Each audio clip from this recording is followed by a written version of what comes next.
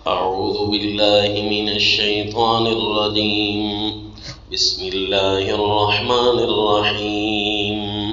حاميم عين سين قاف كذلك يوحي إليك وإلى الذين من قبلك الله العزيز الحكيم له ما في السماوات وما في الأرض وهو العلي العظيم۔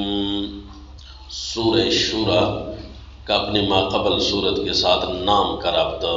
پچھلی صورت میں مومن کے متبع اور سجدہ ریز ہونے کا ذکر تھا، اور اس صورت میں مومنین کے لیے اقامت دین کا اہم حصہ قیام شورى جیسے امور پر تعریف کی گئی۔ معنوی ربط جی، پچھلی صورت میں حکم نامے پر شکوک و شبہات کا رد تھا، تفصیلی رد تھا، اور اس صورت میں اولین و آخرین کی وحی و شریعت کی عظمت کا بیان ہے، اور شکوک و شبہات والے باغیوں پر زجر، اور متبع شریعت کے لیے اعزازات کا ذکر۔ اچھا جی، اب دعوی صورت لکھیں جی۔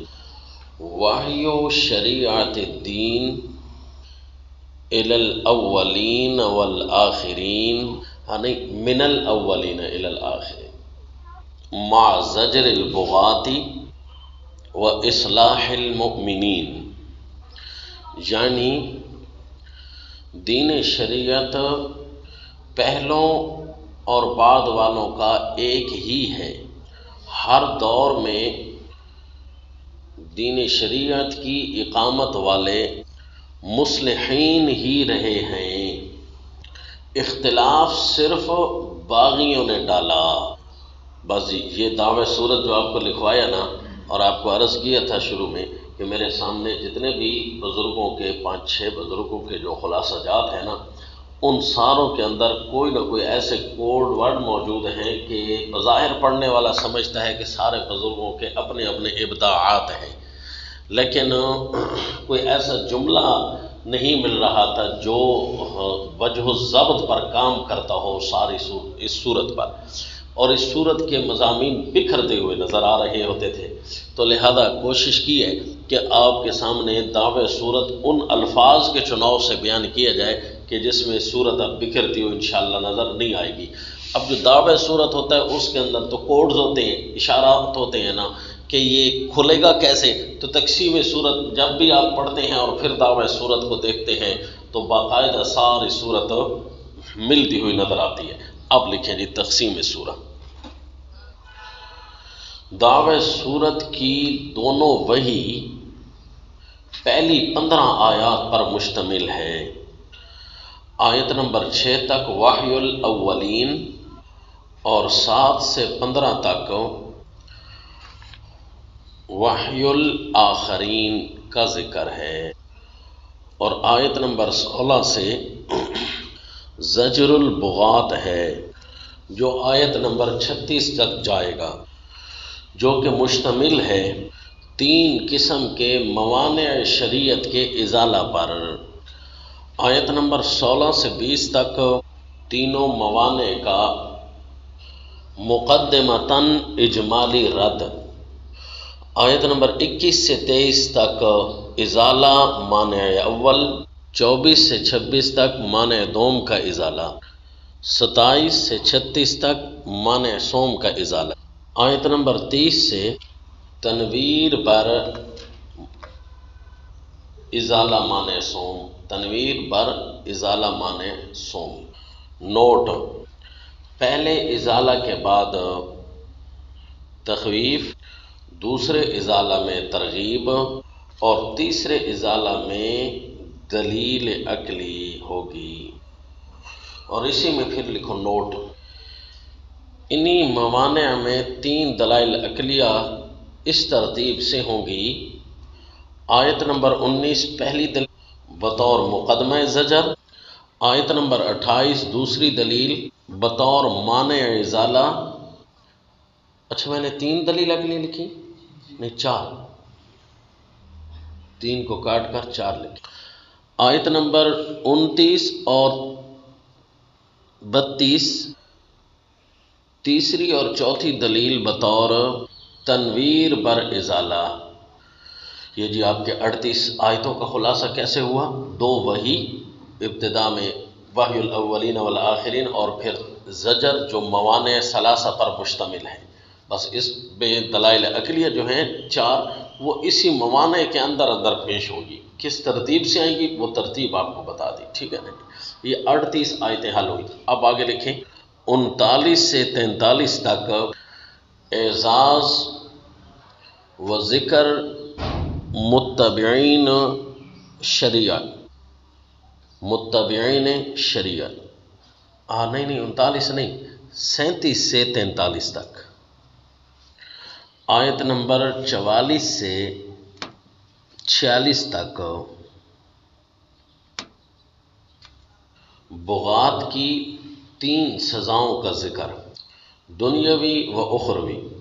دیکھا نا جی ان کے زجر میں بھی 3 قسم کے موانع کا ازالہ کیا نا، تو سزا بھی اب 3 قسم کی ہوگی ان کی۔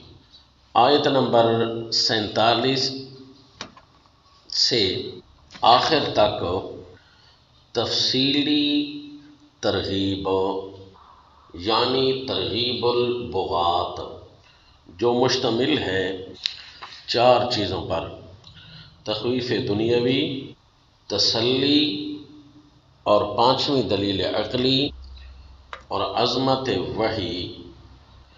اچھا جی یہ آپ کا خلاصہ آیا جی کہ کس انداز سے آپ نے دلائل کے عقلیہ کو یاد کرنا ہے۔ ویسے تو بندہ کہہ دیتا ہے آسانی سے 5 دلائل عقلیہ، لیکن جو ہے ایسی بکھرتی ہوئی مضمون کے اندر پڑی ہوتی ہیں کہ بندے کو یہ ضبط نہیں ہوتا، یاد نہیں ہوتا بھائی کیسے اس کو پیش کیا گیا ہے۔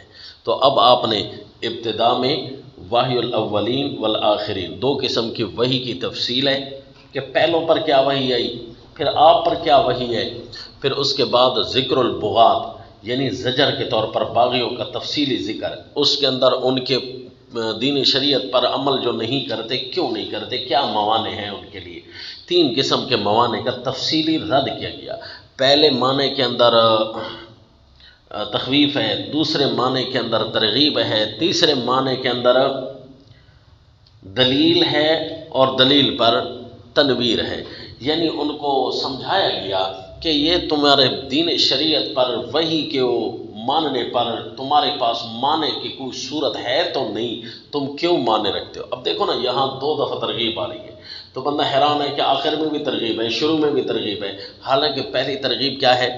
پہلی دفعہ ترغیب آئے گی معنی دوم کے ازالے کے اندر آئے گی نا، اور یوں جو ہے ہماری 38 آیتیں پوری ہو جائیں گی۔ پھر اس کے بعد ذکر المتبعین آئے گا، جس طرح ذکر البغات آیا زجر کے طور پر، ذکر المتبعین آیا ان کی تعریف اور اعزاز کے طور پر آئے گا، اور اس کے بعد جو ہے جو باغیوں کو پھر کہا جائے گا کہ سزائیں تمہارے لیے 3 قسم کی تیار ہیں، 3 قسم کی سزاؤں کو ان کے لیے ذکر کر کے، اور آخر میں تفصیلی ترغیب دی گئی، اور ترغیب مشتمل ہے 4 چیزوں پر، جو اس کے اندر تخویف بھی ہے، ڈراوا بھی ہے، اس کے اندر تسلی بھی ہے، اس کے اندر دلیل عقلی بھی ہے، اور اس کے اندر عظمت قرآن بھی موجود ہے۔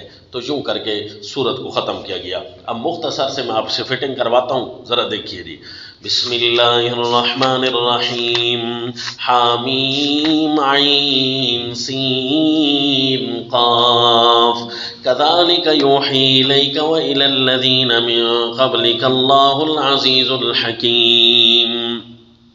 اللہ عالم بمرادی کذالک یوحی، اس کذالک کوئی تعبیر کے فٹنگ میں بہت زیادہ مفسرین اور خلاصہ جات لکھنے والوں کو اشکال لگا کہ اس کذالک کی ترتیب اللہ نے اس صورت میں یہاں کیوں رکھی۔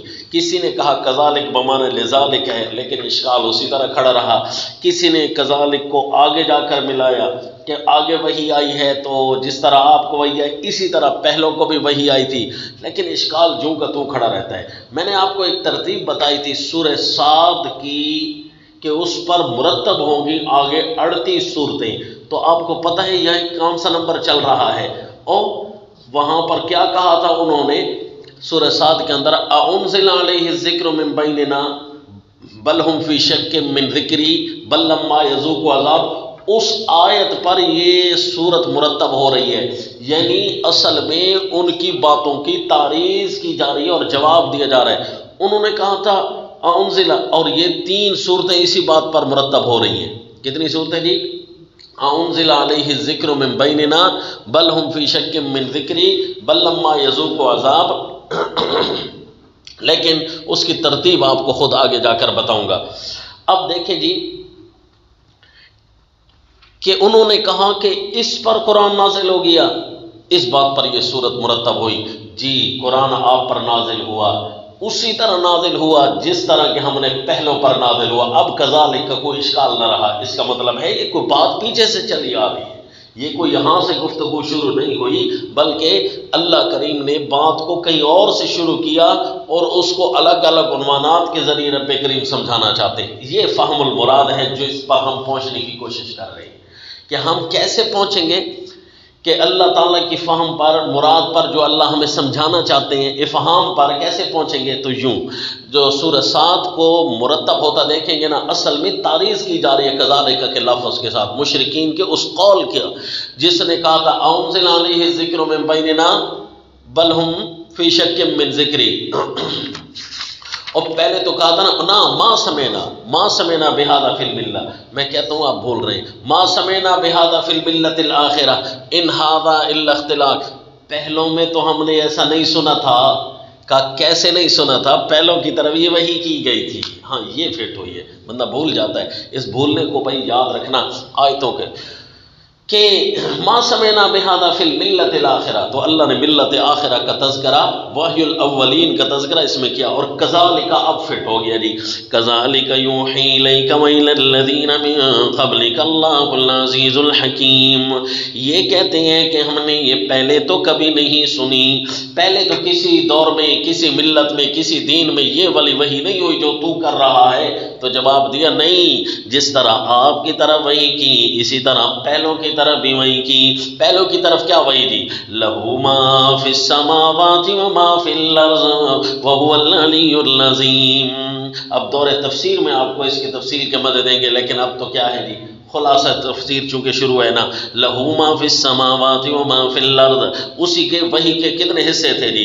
تکاد السماوات نمبر 2، والملائکۃ یسبحون بحمد ربہم نمبر 3، والذین اتخذوا من دونہ اولیاء اللہ حفیظ علیہم 4۔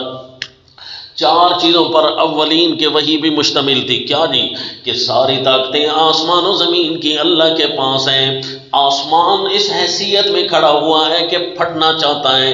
کیوں پھٹنا چاہتا ہے جی؟ اللہ کریم نے اس کی وجہ نہیں بیان فرمائی، بس یہ فرمائی کہ وحی الاولین میں اس چیز کا تذکرہ تھا، یعنی اللہ اپنی عظمت اور طاقت کا اظہار کروا رہے ہیں کہ اللہ کی عظمت کو تو یہ بھی نہ برداشت کر سکیں، اور اللہ کی عظمت تو یہ ہے کہ کچھ بھی درمیان میں روکنے والی چیز نہیں ہے۔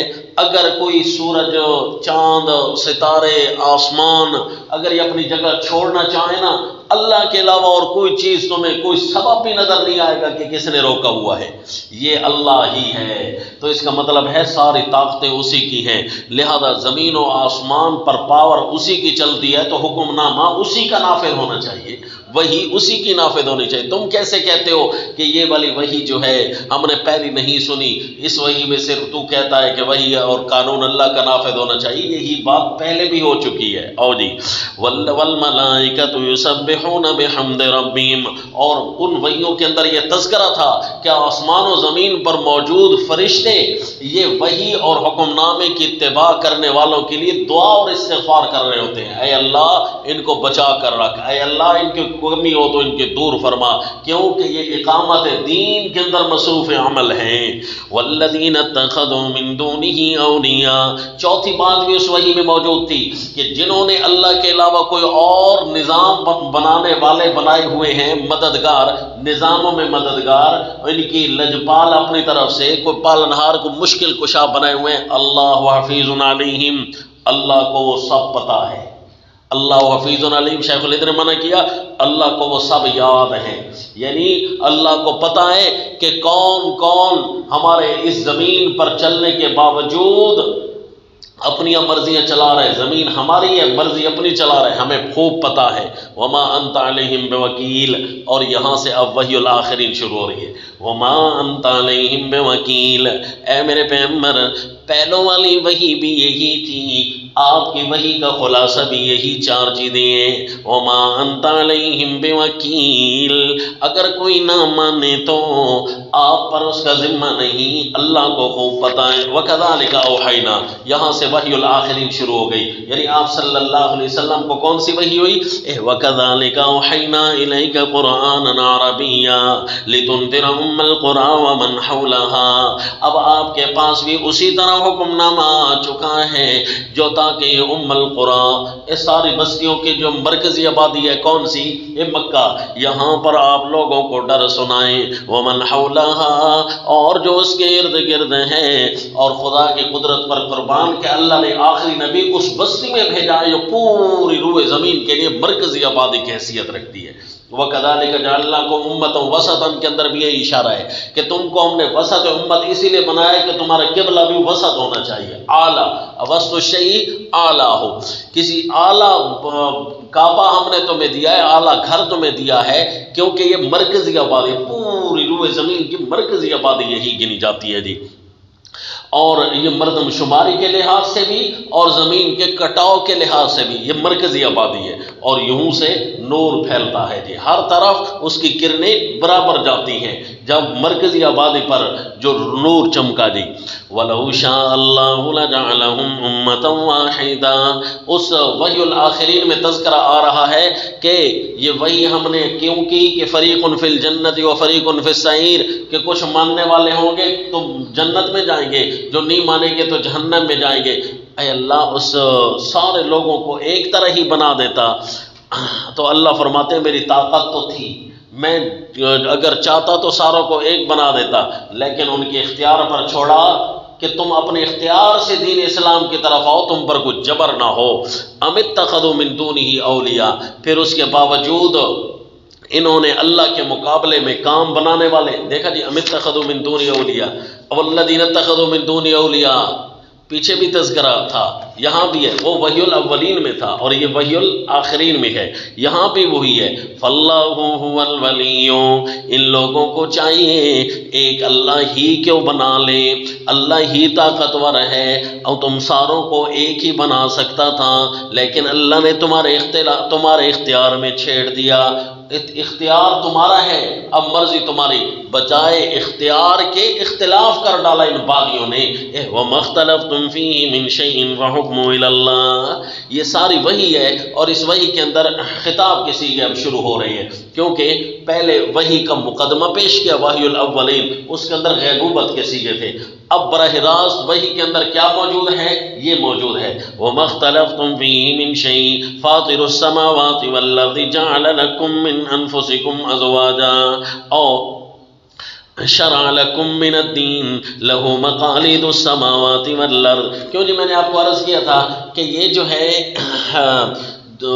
اللہ کے قانون سے پیچھے ہٹنے والے دنیا دو چیزیں زیادہ چاہتی ہے، اس لیے ان کو اللہ کے قانون کے اندر مزہ نہیں آتا، وہ کہتے ہیں ہم اپنی مرضی سے یہ دونوں چیزیں لینا چاہتے ہیں، حالانکہ یہی دو چیزیں اللہ اپنی مرضی چلا کر بھی تمہیں دینا چاہتا ہے، لیکن لوگ ہیں نا کیا جی، ایک مال اور دوسرا نفری، جس بھی ملک کے پاس چلے جاؤ وہ اپنی تہذیب اسی چیز میں سمجھتا ہے، ترقی اسی چیز میں سمجھتا ہے، ہماری نفری زیادہ ہو اور ہمارا دنیاوی اسباب ہمارے پاس زیادہ ہوں، تو اس لیے جی اللہ تعالیٰ نے اس کا ذکر کیا لہو مقالید السماوات والارض اور جعل لکم من انفسکم ازواجا۔ یہ دلیل 5 دلیلیں خلاصے میں آپ کو لکھوائی تھی، یہ 6ٹھی دلیل ہے بطور وحی الاولین کے ذکر میں، فاطر السماوات والارض، خلاصہ میں لکھ لینا جی، یہ وحی الاولین کے طور پر ہم سے رہ گئی۔ وحی الاولین میں ایک وحی بھی عقلی موجود ہے، تو کل کتنی ہو جائیں گی جی؟ 6 دلیلیں۔ لہو مقالید السماوات والارض یبسط الرزق لمن یشاء، تمہیں بنایا، تمہارے رزق کو بنایا یہ اللہ ہی بنا سکتا ہے، کیوں شریعت میں خواہ اختلاف کرتے ہو؟ اسی پیسے اور نفریوں کی وجہ سے۔ واٹ اور نوٹ یہ دو چیزیں ہیں، یہ کفر کو چاہیے، یہ کہتا ہے ہماری نفری زیادہ ہو، ووٹنگ زیادہ ہو، نوٹ زیادہ ہو، پیسے زیادہ ہو۔ اللہ نے بھی دو باتیں یہاں بیان کی، لہو مقالید السماوات والارض، ہے جی وحی الآخرین میں، وحی الآخرین میں پہلی دلیل ہے، اور یوں پھر ٹوٹل کیا کتنی ہو جائیں گی؟ 6، یہ پہلی دلیل آ رہی ہے نا، تو یہ وحی الآخرین میں ہے۔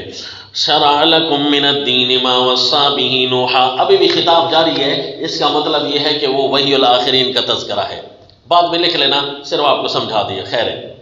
اب دیکھو جی کہ تمہاری طرف جو وحی کی گئی یہی وحی حضرت سیدنا نوح علیہ الصلوۃ والتسلیم کی طرف تھی۔ اب والذی اوحینا الیک، یہ تو وحی چل رہی ہے، اس میں آپ صلی اللہ علیہ وسلم تو وحی سنانے والے ہیں، والذی اوحینا الیک سے خطاب آ گیا آپ صلی اللہ علیہ وسلم کو، تو یہ ضمناً اس وحی میں ذکر تو آپ صلی اللہ علیہ وسلم کو بھی تو ہوگا نا۔ شرع لکم والذی اوحینا الیک، یعنی تمہاری طرف اور لوگوں، اور جو ہم نے اپنے نبی کی طرف وحی کی گئی ہے، وحی کی ہے، وہی ہے جو حضرت نوح علیہ السلام سے جاری ہے، یعنی دین شریعت ہمارا توحیدی امور سے شروع ہو رہا ہے، کیونکہ سب سے پہلے حضرت نوح علیہ السلام ہی تھے جن کی طرف اللہ نے تردید شرک کی وحی کی تھی، اس سے پہلے شرک نہیں تھا دنیا میں۔ وَمَا وَصَّيْنَا بِهِ إِبْرَاهِيمَ وَمُوسَىٰ وَعِيسَىٰ، اور تردید شرک میں حضرت بیان شریعت میں حضرت سیدنا ابراہیم علیہ السلام کا ذکر کیا، حالانکہ وہی توحید فی الالوہیت میں حضرت نوح علیہ السلام کا تذکرہ ہونا چاہیے، توحید فی الحاکمیت میں سیدنا موسیٰ علیہ السلام کا تذکرہ ہونا چاہیے، جس طرح گزشتہ اسباق میں آپ پڑھ چکے ہیں۔ درمیان میں حضرت ابراہیم علیہ الصلوۃ والتسلیم کا ذکر آیا، کیونکہ یہ وہ پہلے نبی تھے جن کو توحید فی الالوہیت میں حد سے زیادہ مشکلات اٹھانی پڑی، ہر قسم کی آزمائشیں ان پر آئیں، اس لیے ان کا بھی تذکرہ آیا کہ دین ابراہیم اور ملت ابراہیم کے دعوے دار تو یہ مشرکین مکہ بھی تھے نا، اس لیے ان کی حیثیت سے اول اور آخر بنتے ہیں حضرت نوح علیہ السلام سے حضرت ابراہیم علیہ السلام، اور درمیان میں حضرت موسیٰ علیہ السلام کا ذکر بھی تو ہونا چاہیے، کیونکہ تکمیل اللہ نے زمین پر کی توحید فی الحاکمیت سے، جی کیونکہ توحید فی الحاکمیت کے انکاری اس وقت پیدا ہوئے تھے، تو اس لیے حضرت موسیٰ علیہ السلام بھی آ گئے، اس لیے جناب 3 انبیاء کا یہ ذکر ہے، اور حضرت عیسیٰ علیہ الصلوۃ والتسلیم کے لیے اللہ یہاں اسپیشل ذکر کیوں کرتے ہیں؟ سورہ المومنون میں بھی بتا دیا تھا آپ کو، بھئی کیوں جی کہ یہاں سے ایک نیا موڑ آیا تھا کہ اللہ نے حضرت عیسیٰ علیہ الصلوۃ والتسلیم پر توحید فی الحاکمیت اور توحید فی الالوہیت یعنی حاکم مطلق ہونے کا اظہار دنیا کے سامنے عجیب انداز میں کرایا کہ اللہ نے صرف اپنا حکم کیا اور نافذ ہو گئے، کلمہ کن سے پیدا ہوئے تھے حضرت عیسیٰ علیہ السلام، تو اس اظہار کے لیے ذکر حضرت عیسیٰ علیہ السلام کا، اگرچہ سبق میں آتی دور تفسیر میں، لیکن خلاصہ میں اس لیے بتا دیا کیونکہ فٹنگ بھی کرنی تھی نا، یہ وحی کا ذکر ہے جی، اور اسی وحی میں چل رہا ہے، تمہارے اوپر جو وحی آئی وہ وہی ہے جو حضرت نوح علیہ السلام سے چل رہی ہے، لہذا ان اقیم الدین ولا تتفرقوا فیہ، فرقے نہ بننا، دین کو قائم رکھنا، باغی نہ بننا۔ فرقہ کس نے ڈالا جی؟ باغیوں نے ڈالا، وما تفرقوا الا من بعد ما جاءهم العلم بغیا بینہم، اسی وحی میں ہم نے ذکر کیا ہے کہ صرف اس کے اندر فرقہ بازی کریں گے تو باغی کریں گے، تمہاری طرف وحی آ گئی، دیکھا نا کبھی خطاب ہے اور کبھی غیبوبت کا صیغہ ہے، تمہاری طرف وحی آ گئی ہے، اس کو قائم رکھنا، اس کے اندر اختلاف ڈالنے والے باغی ہوں گے، دیکھا اس لیے تو غیب کا صیغہ آ گیا، کیونکہ یہ نہیں کہا گیا کہ تم باغی ہوگے، یہ کہا گیا کہ اس میں اختلاف ڈالنے والے باغی ہوں گے، لہذا اس وحی کو ٹھیک رکھنا۔ فَلِذَلِكَ فَادْعُ وَاسْتَقِمْ كَمَا أُمِرْتَ، اس وحی کے اندر آخر میں اقامت الشریعہ کا حکم، اقامت الشریعہ، کا حکم فَلِذَلِكَ فَادْعُوا، اب شریعت آپ کے پاس آ رہی ہے، وہی آپ کے پاس آ چکی ہے۔ اس اقامت وحی میں کتنے کام کرنے ہیں؟ اقامت وحی میں اللہ کی طرف بلانا ہے۔ اقامت وحی ہر بندہ کہتا ہے ہم دین کی اقامت کا کام کر رہے ہیں، دین کی اقامت کا کام کرنا ہے تو یہ کرو۔ نمبر 1 فَادْعُوا، اللہ کی طرف بلانے والے ہو جاؤ۔ وَاسْتَقِمْ كَمَا أُمِرْتَ، جتنے بھی قرآن میں اوامر موجود ہیں ان کے مطابق صحیح سیدھے رہنا، بس تب تو تم ٹھیک ہو، اقامت دین کر رہے ہو، ورنہ اقامت دین نہیں ہے۔ وَلَا تَتَّبِعْ أَهْوَاءَهُمْ، کسی کی خواہش پر نہ چلنا بلکہ اللہ کی چاہتوں پر چلنا۔ یہ تیسری بات، وَقُلْ آمَنْتُ بِمَا أَنزَلَ اللَّهُ، اقامت دین کرنا ہے تو چوتھا کام یہ پوری روئے زمین پر یہ اعلان کرنا ہے کہ آمنتُ بِمَا أَنزَلَ اللَّهُ مِن کتاب، کہ جو حکم نامہ اللہ کی طرف سے آیا ہمیں یہی ماننا ہے۔ ما انزل اللہ والا حکم نامہ ماننا ہے، دوسرے جو حکم نامے مرتب لوگ کر رہے ہیں نا وہ ہم نہیں مانتے۔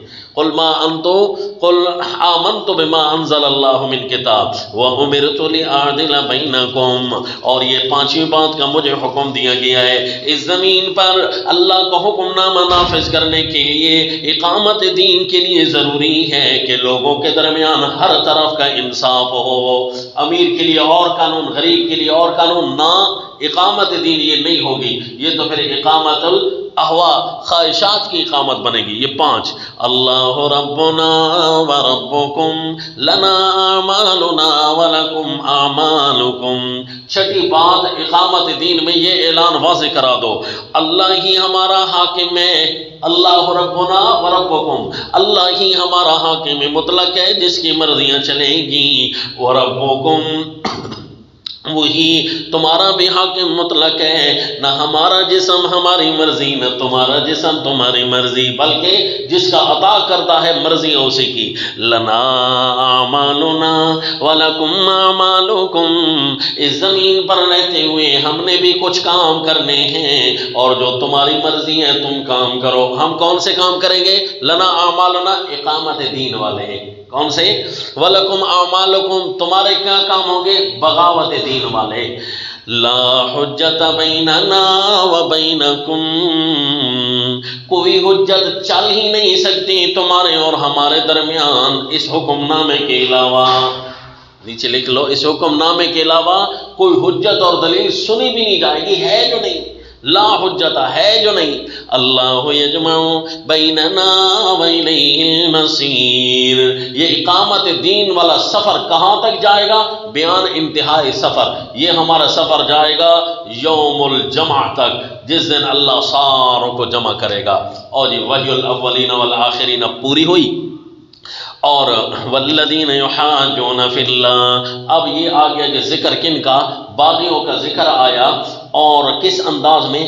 زجر کے انداز میں ذکر آیا۔ اب اس کے اندر پہلے اللہ 3 مقدمے پیش کریں گے کہ باغی جو ہے یہ اللہ کے ساتھ کیوں لڑتے ہیں۔ اول تو ان کی کوئی حجت ہے تو نہیں، حجتہم داحضۃ عند ربہم، ان کی کوئی حجت نہیں ہے، کوئی دلیل، یہ مقدمہ اول ہے، ان کو کوئی ایسی مجبور کرنے والی دلیل نہیں ہے جس کی وجہ سے یہ دین شریعت کو چھوڑ رہے ہو۔ نمبر 1 مقدمہ سننا نا، آگے آئے گا اللہ الذی انزل الکتاب بالحق والمیزان، یہی مقدمہ اول چل رہا ہے۔ کیوں؟ کہ اللہ نے جو میزان نازل کر دیا ہے، حق نازل کیا، اور کون سی ایسی دلیل ہے جس سے مجبور ہو کر دین شریعت سے تم ٹکراؤ؟ یہ پہلا مقدمہ پیش ہو گیا۔ اب دوسرا مقدمہ، یستعجل بها الذین لا یؤمنون بها، جب ان منکروں کو کہا جائے نا کہ دین شریعت کی طرف آؤ، دین شریعت کی اقامت کرتے ہیں، ووٹوں نوٹوں کے پیچھے نہ چلو، تو یہ کہتے ہیں ہم نہیں مانتے، یہ جھوٹ ہے، نعوذ باللہ، اگر سچا ہوتا تو لے آؤ، عذاب لے آؤ پر ہے جی۔ یہ مقدمہ دوم۔ مقدمہ سوم کیا ہے؟ اللہ لطیف بعبادہ یرزق من یشاء وهو القوی العزیز، یہ دوسری دفعہ دلیل نکلی آ رہی ہے بطور مقدمہ کے، ہے جی۔ مقدمہ مانے سوم، مقدمہ سوم آ رہا ہے کیا جی؟ تمہیں جو اندر کے تمہارے رونے ہیں نا وہ یہی ہیں کہ ہمارے نوٹ کم پڑ جائیں گے، دین شریعت کی طرف آئیں گے، نوٹ تو زیادہ ہوں گے لیکن تمہاری مرضیوں کے نہیں ہوں گے۔ اور جس طرح سورہ روم میں عرض کیا تھا کہ یہ سودی نظام کو متعارف اس لیے کراتے ہیں تاکہ ہمارا پیسہ زیادہ ہو، امیر امیر تر ہوتا چلا جائے، اس لیے ایسے نظام ان کو بنانے پڑتے ہیں تاکہ ہمارے پیسے زیادہ ہو جائیں۔ اس زمین پر ہمارا غلبہ تب ہوگا جب ہمارے پاس نفری زیادہ ہوگی یا دنیا زیادہ ہوگی، ووٹ زیادہ ہوں گے یا نوٹ زیادہ ہوں گے۔ تو اس کا ازالہ اللہ لطیف بعبادہ یرزق من یشاء، رزق کی تقسیم کا اختیار تو اللہ کے پاس ہے، اللہ کو پتہ ہے کہ اس بندے کو مجھے کتنا دینا ہے۔ وہو القوی، وہ اللہ زوراور ہے، دے سکتا ہے۔ العزیز، اللہ غالب ہے، پہنچا سکتا ہے۔ اللہ زوراور ہے، دے سکتا ہے، غالب ہے، پہنچا سکتا ہے۔ لہذا یہ تین مقدمے پیش کر کے نا، اب پہلا مقدمہ کیا تھا کہ ان کو پریشان کرنے والی یا مجبور کرنے والی کوئی کیا چیز ہے، کوئی دلیل ہے ان کے پاس، حالانکہ حق اور میزان ان کے سامنے کتاب اللہ کی صورت میں موجود ہے۔ تو اس پہلے مقدمے پر پہلے معنی کا ازالہ ہوا۔ ام لہم شرکاء شرعوا لہم من الدین ما لم یأذن بہ اللہ، یہ معنی اول کا ازالہ ہو رہا ہے۔ کیا ان کے کوئی ایسی شرکاء ہیں جنہوں نے ان کو شریعت بنا کر دی ہے، اور وہ شریعت اتنی اچھی ہے کہ اس شریعت کو ماننے کے علاوہ ان کے پاس چارہ نہیں ہے؟ جھوٹ ہے، جھوٹ ان کا۔ اس پہلے معنی کے پر تخویف پیش کر دی۔ تر الظالمین مشفقین مما کسبوا وهو واقع بهم، ایک دن ایسا بھی آئے گا یہ کتاب اللہ کے مجرمین ڈر رہے ہوں گے اپنی کمائی سے۔ ہاں، ہم نے ایسا دین اور ایسی شریعت نافذ کر دی تھی، ایسا جھوٹا دین، دین کفر، دین شرک، دین بدعت، دین جمہوریت، دین ابی جہل، دین فرعون، یہ ہم نے ادیان نافذ کر رکھے تھے اللہ کی زمین پر۔ بڑا غلط کیا ہم نے۔ تر الظالمین مشفقین، یہ پہلے معنی کا ازالہ بھی کیا اور اس پر تخویف بھی پیش کر دی۔ اب دوسرا معنی جی، آیت نمبر 24 میں آ جاؤ۔ ام یقولون افترا، اس کا مقدمہ کیا تھا؟ یہ کہتے تھے نا نہیں مانتے عذاب لے آؤ، اور اس کا بتایا یہ کہتے ہیں کہ یہ جھوٹ ہے اس لیے نہیں ماننا چاہتے۔ ان کے دلوں میں یہی آیا کھڑا ہے کہ کتاب اللہ کو اس لیے نہیں مانتے، یہ معنی ہے ان کے دلوں میں کہ نعوذ باللہ جھوٹ ہے۔ نہ جھوٹ تو ہے نہیں۔ فَإِن يَشَإِ اللَّهُ يَخْتِمْ عَلَىٰ قَلْبِكَ وَيَمْحُ اللَّهُ الْبَاطِلَ وَيُحِقُّ الْحَقَّ بِكَلِمَاتِهِ، اب تو اللہ نے میرے پیغمبر آپ کے دل پر کتاب نازل کر دی ہے، اگر میں اللہ چاہتا آپ کے دل مبارک کو یہیں پر روک دوں کہ بس اب کتاب نازل نہیں کرتی، اب میں خود ان کے ساتھ نمٹوں گا۔ وَيَمْحُ اللَّهُ الْبَاطِلَ، اللہ خود اب باطل کو مٹانا چاہے۔ وَيُحِقُّ الْحَقَّ بِكَلِمَاتِهِ، اور اللہ اپنی باتوں اور فیصلوں کو نافذ کر دے، کوئی روک تو نہیں سکتا۔ اللہ خود بھی تو اسی طرح کر سکتا ہے، آپ کو درمیان میں بھیج کر بتا دیا کہ اللہ کے قضیے اور فیصلے ان کو پڑھ کر سناؤ عذاب آنے سے پہلے، ورنہ پچھلی صورت میں جس طرح گزر چکا ہے سنوریہم آیاتنا فی الآفاق وفی انفسہم، میں اللہ چاہوں نا تو یہ تمہارے دل میں جو بات کھڑی ہے نا کہ نبی کو ہم اس لیے نہیں مانتے کہ جھوٹا ہے، باتیں تو اللہ کی کر رہا ہے، پھر اللہ خود تمہیں سمجھانے آئے، پھر اللہ تو یوں سمجھائے گا کہ تمہارے نیست و نابود کر دے گا۔ اللہ نے عذاب بھیجنے سے پہلے، اپنا فیصلہ نافذ کرنے سے پہلے نبی کو بھیج دیا ہے۔ اب سمجھا جی معنی؟ اس معنی کے بعد ترغیب پیش کی گئی، وَهُوَ الَّذِي يَقْبَلُ التَّوْبَةَ عَنْ عِبَادِهِ، نبی کو اس لیے بھیجا ہے تاکہ بندوں کی توبہ قبول کرے، بندے دوبارہ اللہ کی طرف آ جائیں، زمین کو خراب ہونے سے بچا لے۔ زمین خراب ہو چکی تھی، زمین کے بر و بحر کے اندر فساد ظاہر ہو چکا تھا، رسول اللہ کی صورت میں دین بھیجا تاکہ لوگ اللہ کی طرف رجوع کریں اور اللہ ان کی توبہ قبول کرے۔ اچھا جی، تیسرا معنی کیا تھا؟ وَلَوْ بَسَطَ اللَّهُ الرِّزْقَ، آیت نمبر 27 میں تیسرا معنی وہی دنیا ہے نا، دنیا، ووٹ اور نوٹ، نفری، یعنی کتاب اللہ اور اقامت شریعہ میں سب سے بڑی رکاوٹ ان کے جھوٹے اور حرام خوری کا رکنا ہے۔ یہ کہتے ہیں مال و دولت تب زیادہ ہوگا جب اسلام سے ہٹیں گے تو، حالانکہ اسلام میں کوئی آئے تب مال و دولت زیادہ ہوتا ہے حلال کا، اور ہوتا حلال کا ہے، مرضی سے نہیں کمایا جاتا ہے، اسلام کی مرضی سے کمایا جاتا ہے۔ پچھلی کئی صورتوں میں سبق بتا چکا ہوں کہ جب اسلام آیا دنیا میں زکوٰۃ لینے والا کوئی نہ رہا، سورہ روم میں عرض کیا تھا جی، اسلام نے کوئی تم سے مال چھیننا تو نہیں ہے، اتنا ضرور ہے کہ مال میں ظلم والی مرضی نافذ نہیں کرنے دینی، او جی وَلَوْ بَسَطَ اللَّهُ الرِّزْقَ لِعِبَادِهِ لَبَغَوْا فِي الْأَرْضِ، اور سیدنا یوسف علیہ السلام کا ذکر آیا تھا سورہ المومن کے اندر، وہاں پر بھی آپ کو یہ اشارہ بتایا تھا کہ جو متبعین اور ماننے والے ہیں، مجادلین فی آیات اللہ نہیں ہیں، تو ان کے لیے اعزاز تو اس دنیا میں بھی آیا ہے کہ قحط کے دور میں بھی اللہ نے اسلام کی وجہ سے قحط کے نشانات بھی مٹا دیے تھے۔ حضرت یوسف علیہ السلام والتسلیم قحط کے دور میں آئے ہیں اور اسلامی قانون نافذ کیا ہے، تو وہاں پر اللہ نے ان کو مال اولاد نفریاں زیادہ کر کے دی ہیں۔ آ جاؤ جی، یہ وَلَوْ بَسَطَ، اللہ مال دے دیتا ہمیں بہت زیادہ، سارا جو اکٹھا آ جاتا تو بس یہ بغاوتیں نہ ہوتی ہم سے، تو اس کا معنی کا ازالہ وَلَوْ بَسَطَ اللَّهُ الرِّزْقَ لِعِبَادِهِ، گنگی دیا رمضان ماں جانے، مجھے تمہارا پتہ ہے کیونکہ میں نے تمہیں پیدا کیا ہے نا، اگر رزق کو میں وسیع کر دیتا تم اس سے بڑے باغی بن جاتے۔ ہاں جی وَلَوْ بَسَطَ اللَّهُ الرِّزْقَ، کیونکہ انسانوں کی فطرت ہی ایسی ہے، جتنا مال زیادہ ہوتا جائے اتنی فرعونیت اور مال کی حرص زیادہ ہوتی جاتی ہے، کہیں رکنے کا نام یہ نہیں لیتی۔ وَلَوْ بَسَطَ اللَّهُ الرِّزْقَ لِعِبَادِهِ، اگر اللہ تعالیٰ بندوں پر رزق وسیع کر دیتا، زمین میں مزید بغاوت کر دے، اسی بغاوت کے پیش نظر تو نہیں دیا، ابھی تو چھوٹی بغاوت ہے نا، اور اگر رزق مزید وسیع کر دیتا تو بڑی بغاوت آتی۔ رزق وہ والا وسیع کرنا ہے جس سے بغاوت نہ آتی ہو، اور وہ ہے دین شریعت سے حاصل ہونے والا رزق۔ یہ دیکھو جی وَمِنْ آيَاتِهِ وَهُوَ الَّذِي يُنَزِّلُ الْغَيْثَ، اللہ کیسے، یہ دوسری دلیل آ گئی اس ضمن میں۔ اللہ فرماتے ہیں کہ بارش کو دیکھا ہے نا، ساری کٹھی برسات ہوں زمین پر تو بچ جاؤ گے، نقصان ہوگا نا، تو بارش آتی ہے تھوڑی تھوڑی، من بعد ما قنطوا وینشر رحمتہ وهو الولی الحمید، تو اسی طرح رزق بھی میں اللہ تھوڑا تھوڑا دے رہا ہوں تاکہ بغاوت سے بچ جائیں۔ ومن آیاتہ خلق السماوات والارض وما بث فیہما من دابہ، اب یہاں تناویر ثلاثہ پیش کی جائے گی۔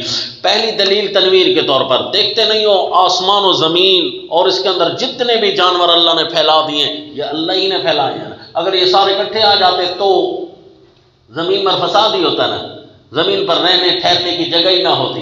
ہاں جی آؤ جی، کہاوت مشہور ہے، کہاوت کوئی سچائی تو نہیں ہے، کہتے ہیں آب حیات کے چشمہ پر سلطان سکندر گیا نا پانی پینے کے لیے کہ میں جی ہمیشہ ہمیشہ کے لیے زندہ رہ جاؤں، وہاں ایک کوا پڑا تھا، اس نے کہا دھیان دھیان نہ پینا، اس نے کہ کیوں نہ پیو، کہ میں نے پی لیا تھا، اب میری ساری سنگت ساتھ چلی گئی، میرے برابر کے چلے گئے، اب مجھے کوئی گھاس ڈالنے والا بھی نہیں ہے کہ یہ بوڑھا ہے، یہ پتہ نہیں مرتا ہی نہیں ہے جی، لہذا نہ پینا۔ یہ ساتھ والے اگر چلے جائیں نا تو پھر پچھلے نہیں ماننے والے ہوتے، وہ کہتے ہیں بابا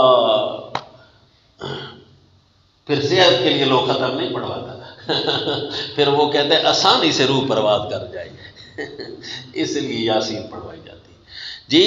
یہ زمین کے اندر اگر اللہ ساروں کو اکٹھا بھیج دیتا تو زمین کے اندر یہ بغاوت پھیل جاتی، کوئی نہ جاتے۔ وَهُوَ عَلَىٰ جَمْعِهِمْ، اشارہ کر دیا اللہ ساروں کو بھیجنے پر کیسے قادر ہے کہ اللہ ساروں کو جمع کرنے پر جو قادر ہے۔ وَهُوَ عَلَىٰ جَمْعِهِمْ اِذَا يَشَاءُ قَدِيرٌ، یوں اللہ دکھائے گا ایک دفعہ کہ او اولین آخرین کو اللہ سب کو لے کر آئے گا۔ تنویر ثانی وَمَا أَصَابَكُم مِّن مُّصِیبَةٍ، اور ابھی بھی اگر تمہیں کوئی تکلیف پہنچتی ہے، اللہ تکلیفیں نہ آتی نا، اس وجہ سے بندہ مال دولت زیادہ جمع کرتا ہے۔ اللہ نے فرمایا مال و دولت کے کم ہونے کی وجہ سے تکلیفیں نہیں ہیں، اصل میں تکلیفیں تمہارے اپنے ہاتھوں کی کمائی کی وجہ سے۔ تم شرارتیں زمین پر نہ کرو تو تم صحت مند رہو، عافیتوں سے رہو۔ وَمَا أَصَابَكُم مِّن مُّصِیبَةٍ فَبِمَا كَسَبَتْ، یہ تمہارے الٹے الٹے قانون، یہ تمہاری بری بری سکیمیں، یہ تمہاری گندی گندی خوراکیں، انہوں نے زمین کے اوپر فساد برپا کر رکھا ہے، ورنہ دین شریعت نے تو نہیں کیا۔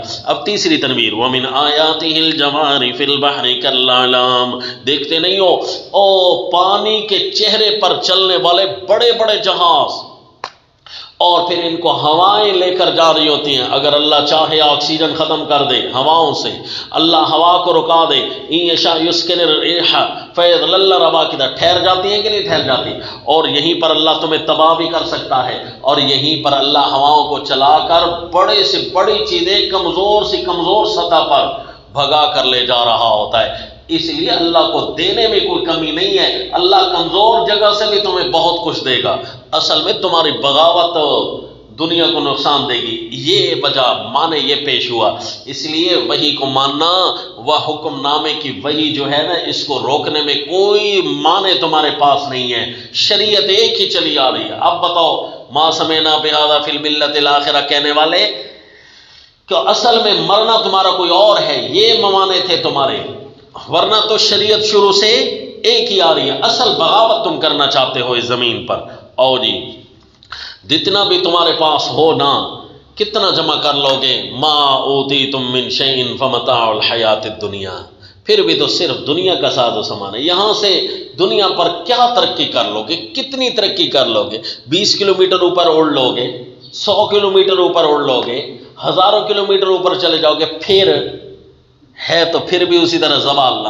اللہ کی حکومت تو اس سے بھی بڑی ہے۔ اور بھائی لوگوں نے یہ ترقی دیکھ لی کہ یہ زمین کے ایک ٹکڑے سے اڑا اور دوسرے ٹکڑے پر اتر گیا، جی گاڑیوں کے ذریعے گیا یا ہواؤں کے ذریعے گیا، بس اس چیز کا نام ترقی ہے۔ اور یہ ترقی تو پہلے پرندوں کی شکل میں موجود تھی، کئی ہزار کلومیٹر اڑنے والے بھی پرندے موجود ہیں۔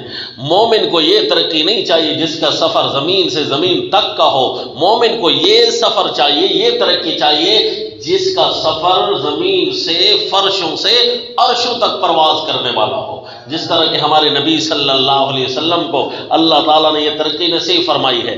ما اوتیتم من شیء فمتاع الحیات الدنیا وما عند اللہ خیر وابقا، اور اللہ کے پاس جو ہے بہت بہتر ہے اور باقی رہنے والا ہے، للذین آمنوا وعلی ربہم یتوکلون۔ اللہ ایک بہت بڑا 19 گریڈ کا آفیسر تھا، اس کی کسی کو جاب کا مسئلہ تھا، اور جاب لگوانے والا پتہ ہے کون تھا؟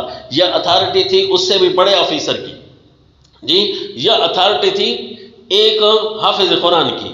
بھائی کیسے جی حافظ قرآن کی اتھارٹی آ گئی؟ اس نے تو کچھ پڑھا ہی نہیں ہے، ڈگریاں شگریاں۔ اصل میں حافظ قرآن کا تابع دار اللہ نے اس بڑے آفیسر کو ایسا بنایا ہوا تھا کہ حافظ قرآن اگر کہہ دیتا نا تو اس کی جاب لگتی تھی۔ تو 19 گریڈ والا آفیسر حافظ قرآن کے پاؤں پکڑ کر بیٹھا تھا کہ جی مہربانی فرمائیں۔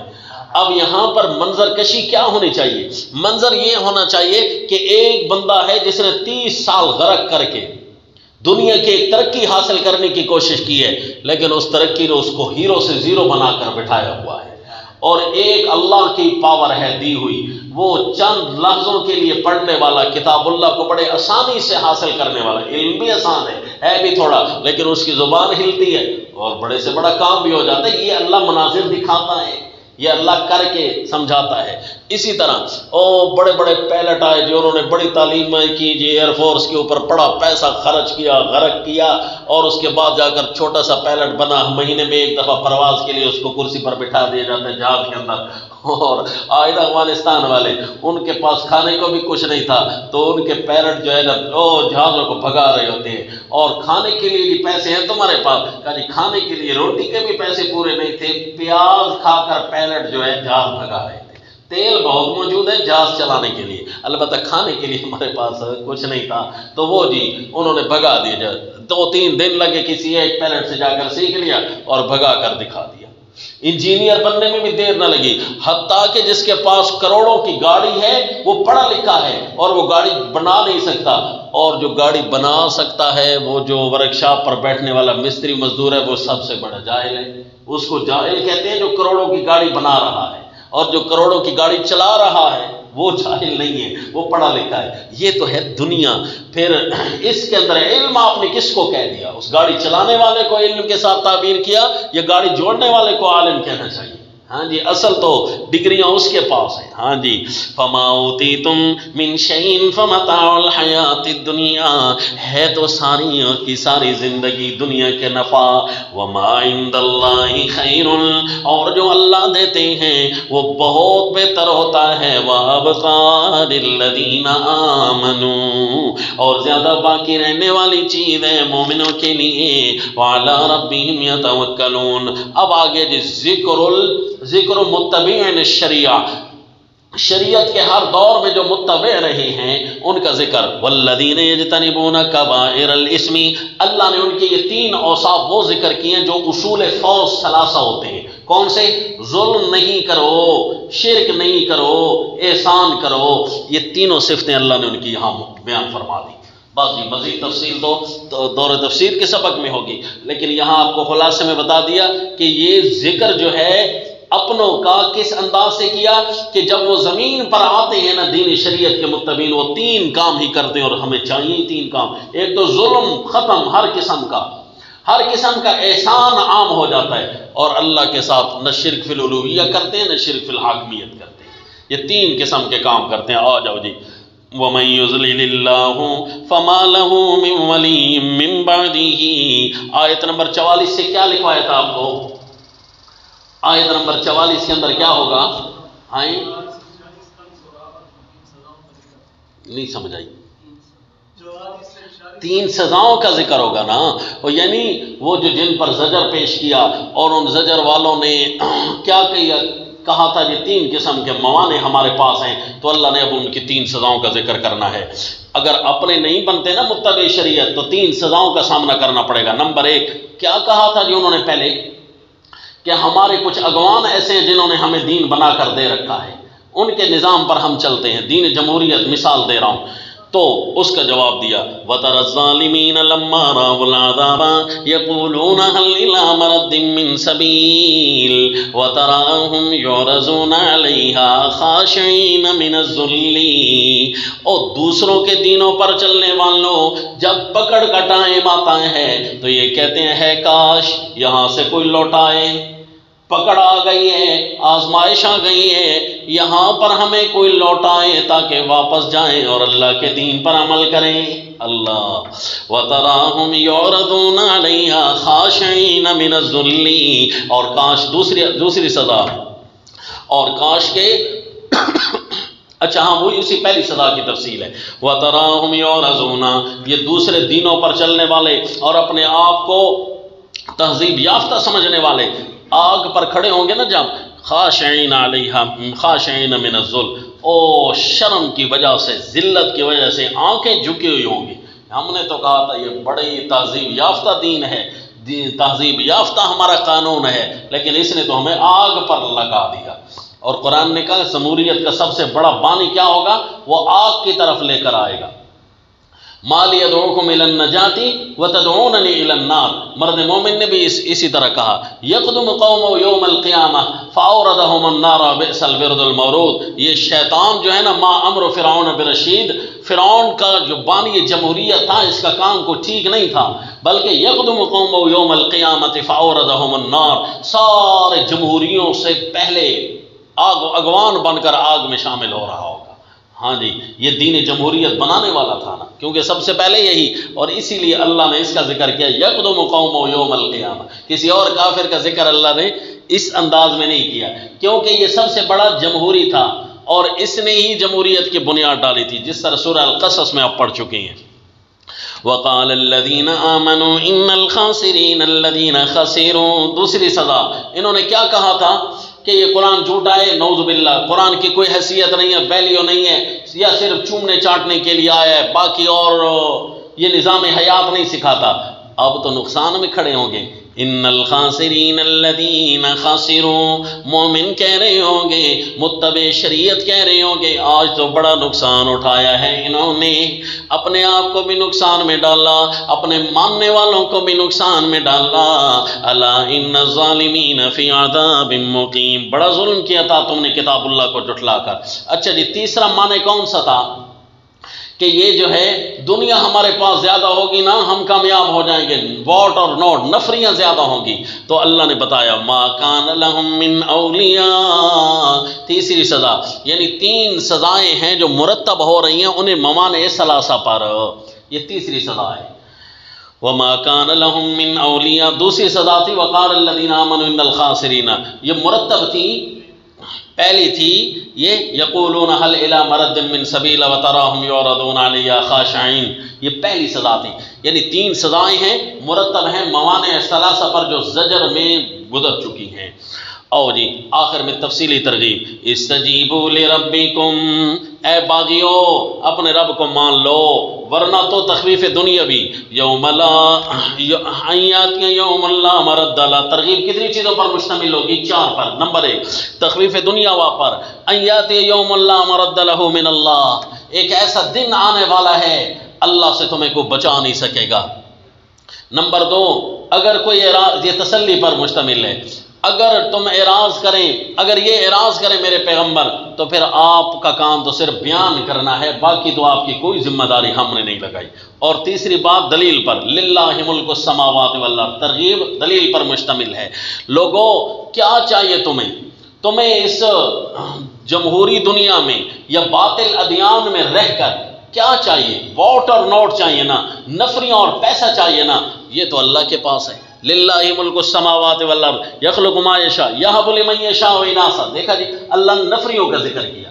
اللہ کسی کو دے عورتیں، کسی کو دے بچے، کسی کو بیٹے دے اور کسی کو ملا کر دے، اور یزوجہم ذکرانا و اناثا۔ یہ وہ انداز ہے جس کے اندر آپ کی یہ دلیل حل ہو جائے گی، ورنہ اشکال لگا رہتا ہے اس صورت میں اللہ نے یہ دلیل کیوں دے دی، یہب لمن یشاء اناثا و یہب لمن یشاء الذکور۔ دیکھا ترغیب کے رنگ میں، تمہیں اگر ووٹ چاہیے، نوٹ چاہیے، نفری چاہیے اور پیسہ چاہیے نا، تو پیسہ چاہیے تو للہ ملک السماوات والارض، وہ بھی اللہ کے پاس ہے۔ نفریاں چاہیے تو وہ بھی اللہ کے پاس ہے۔ تو وہی کو کیوں نہیں مان رہے؟ اور وہی کی عظمت ہے آخر میں ترغیب کے اندر کہ وہی کو مانو۔